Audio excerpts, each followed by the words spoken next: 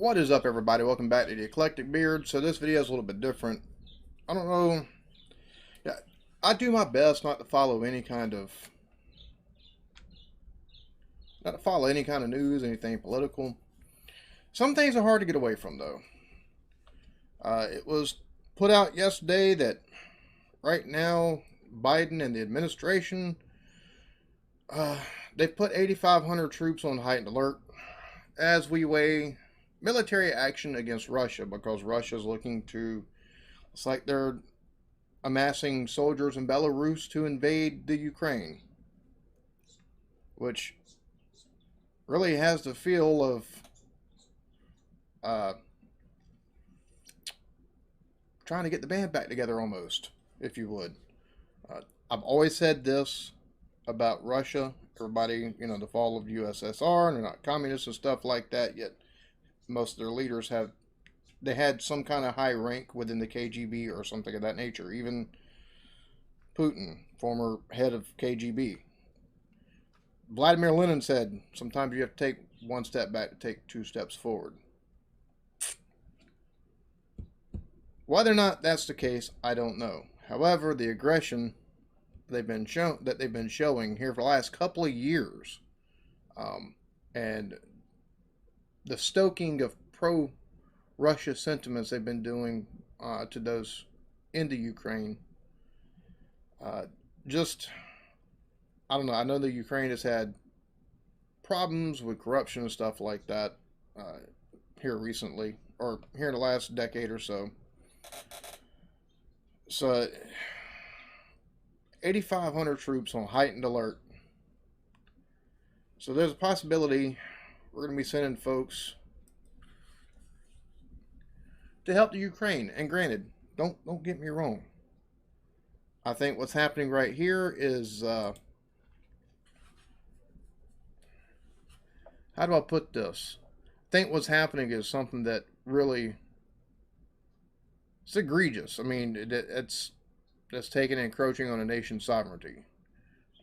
So Russia threatens they should very well do some more than just saber rattling. But on the flip side, now we've got NATO taking and mobilizing, and just things aren't looking pretty. Moscow's basically put over 100. They've put over 100,000 troops in Belarus.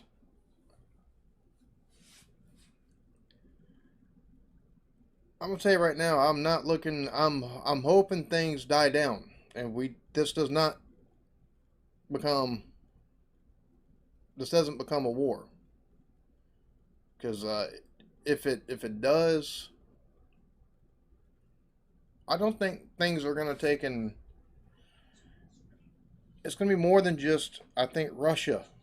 I think China is so closely aligned as a partner with Russia. I think China would take and hop in, especially with this, considering the fact you've got the NATO nations taking and NATO mobilizing, and at some point in time, all of them are going to take and send more than just troops through NATO.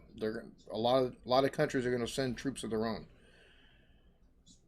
This isn't. I'm really hoping this dies down. This is some sketchy stuff going on here. Like, this is definitely some stuff that it's hard not to take note of stuff like this. It's hard not to take and see it. I would rather our troops not have to take and go somewhere that isn't American soil.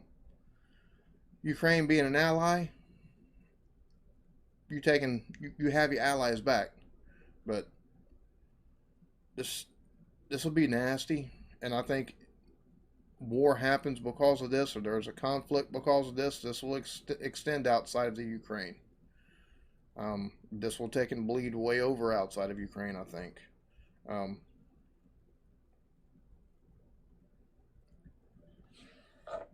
We're already at a point globally to where everybody has been fighting COVID for the last 3 years now. Markets are down. Here in the U.S., supply chains are screwed. There's stuff that's just sitting in our ports. I think a lot of what we got going on is just this pretends, and I don't know if it's the same way in other countries with supply chain issues. And I'm not talking about stuff like electronic goods. I'm talking about food. The supply chain of food has been greatly disrupted. We import outside of food, we import so much stuff from China and other countries that I have a feeling if this takes and goes, this turns into a war or any kind of massive conflict, there's going to be a lot of people hurting. A lot.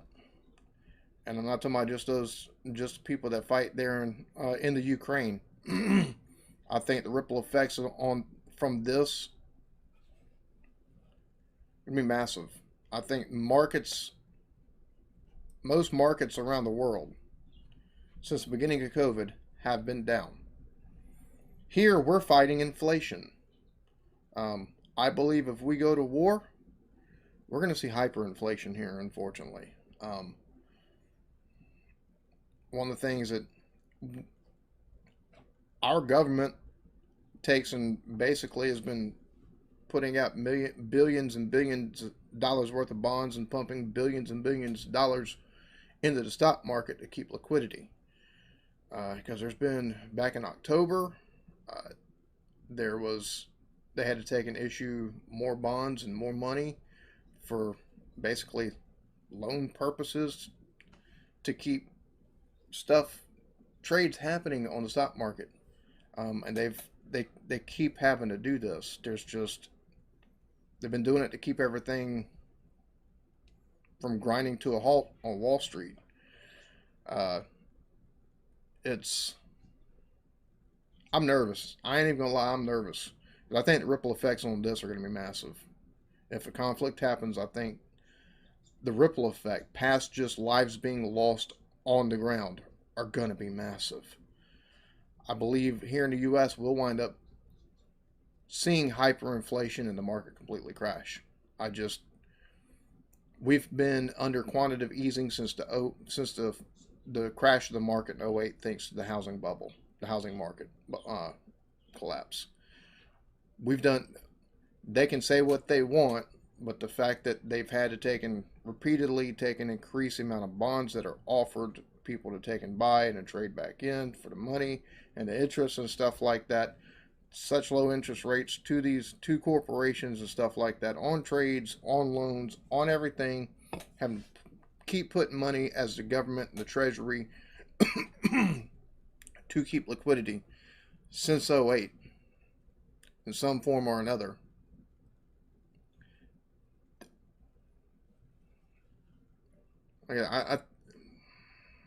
I think for my country at least, I think the impact will be global. I know for my country at least, though, I think the consequences of getting involved here will be. They're already fighting with inflation right now.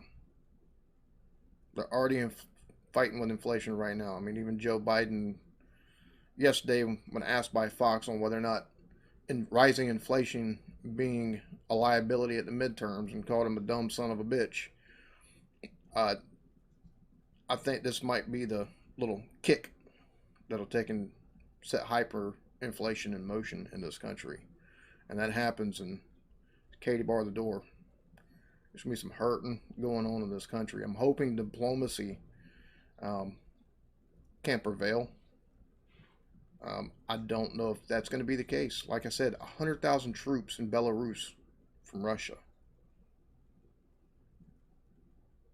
They've already been taken and poking and prodding and fighting over there. And they've been paying fighters, basically militia groups over into Ukraine, to take and poke and prod at the government as well. This has me nervous. This has me legit nervous. Um, it's sobering to think about. It's scary to think about, to be honest with you, just because, like I said, I think the ripple effects on this should it happen, the ripple effects on this, I think, are going to be a lot more massive than what people are trying to see, or what's been talked about so far.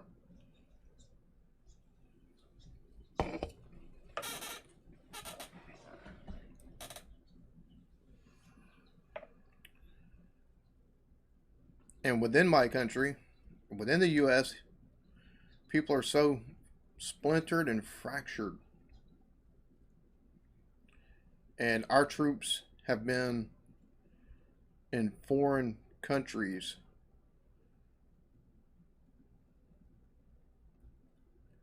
People will say that, it hadn't been wartime for a couple. No, it's been.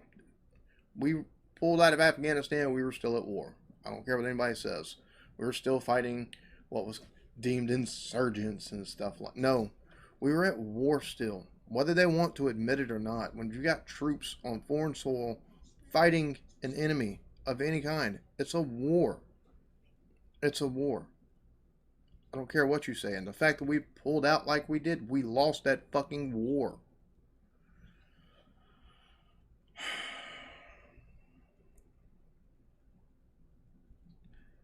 I'm praying for a peaceful resolution of this, not only for my country, but all the NATO countries, because this is, like I said, this ripple effect is going to be massive. It's going to be massive. I don't know what the economy is. I don't know what the culture is like for a lot of these other countries that are part of NATO. I don't know what difficulties they're facing, a lot of them, especially when it comes to economically, due to the last 3 years because of COVID. I know a lot of countries shut down for a long time. England, Scotland, Northern Ireland, Ireland. I know Ireland's not part of the UK, but still, y'all were shut down for how long? So, if y'all send troops of any kind or give troops of any kind to, because y'all are a member of NATO. It's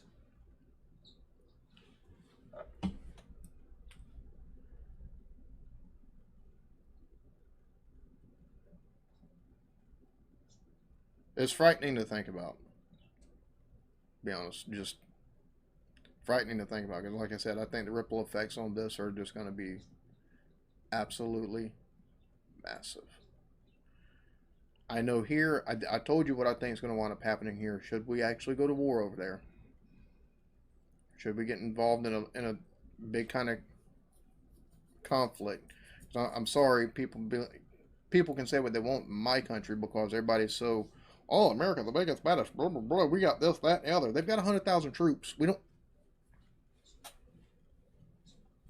They got 100,000 troops in, in Belarus. Like, that's not a small number, man. I don't care what we have. That's not a small number.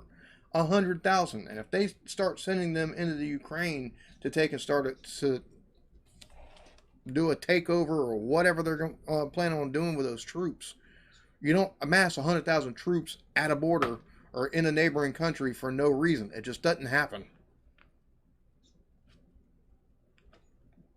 So people in my country can say what they want, but the problem is when there's that many troops at their disposal, this isn't going to be anything short term. I don't care what sanctions you put on them. This won't be short term. All they've got to do is they can get a hold of some of the oil plants or fields there in the Ukraine. They can go for a while, man. And I'm hoping my countrymen know this. I'm hoping they know exactly what will happen. Like I said, 100,000. This won't be something like. This won't be a short endeavor. I don't think at all. And this won't be a bloodless thing at all. This is going to be nasty, in my opinion. And like I said, I think if this happens, if we wind up taking and amassing and going over there, I think China jumps in because China is one of the most closely allied countries with Russia. And they've got even more that they can take and send over. And you best believe that they will send people. And not only that, most of our imports electronic, clothing, luggage, even a lot of stuff that is made for animal feeds and stuff like that. All of that stops being shipped over here.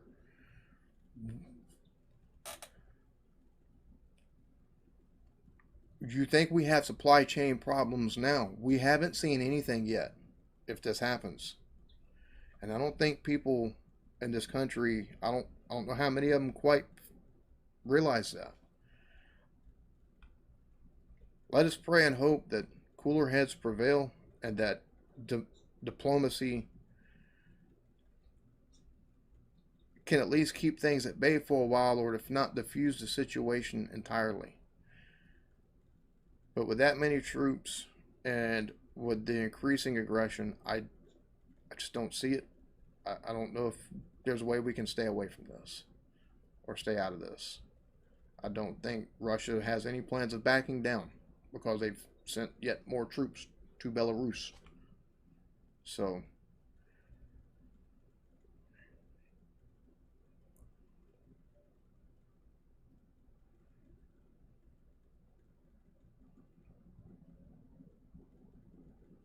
I think we're in for it, folks. I really do. That's just my opinion, and that's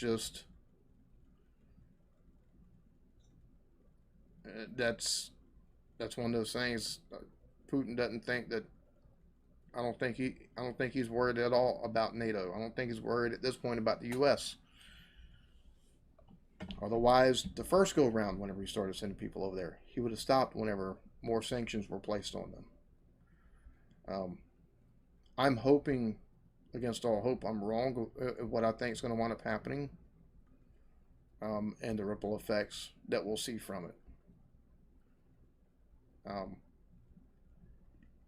Let me know what y'all think in the comments. Y'all be good to each other. Love yourselves. Peace.